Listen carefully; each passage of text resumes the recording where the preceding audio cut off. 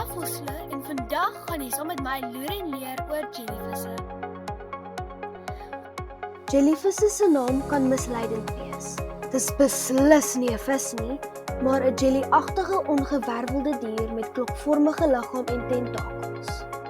Jellyvisse kom reg oor die wêreld voor in matige en tropiese oseane.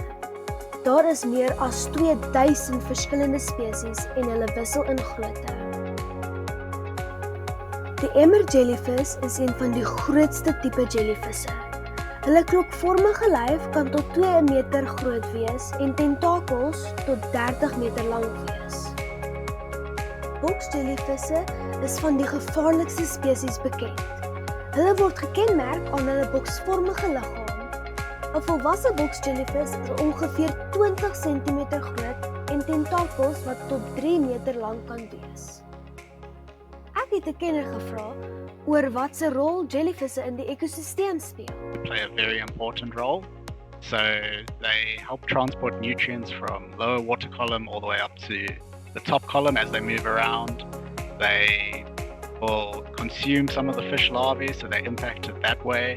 They'll serve as food for some of the animals as well. So like your turtles will eat jellies, some of your fish will eat jellies, so they play a very important role. Jellyvisse het 'n baie unieke lewensiklus. Die lewensiklus begin as die volwasse jellyvis eiers vrylaat in die see. Met bevrugting verander die eiers in larwes. Die larwe sink na die bodem en heg aan 'n rots vas. Dit ontwikkel dan in 'n poliep.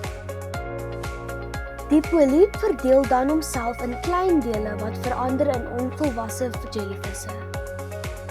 Die onvolwasse jellyvis verander dan in 'n volwasse jellyvis en die lewensiklus begin oor. Dankie dat julle vandag saam met my geloer en geleer het oor jellyvisse.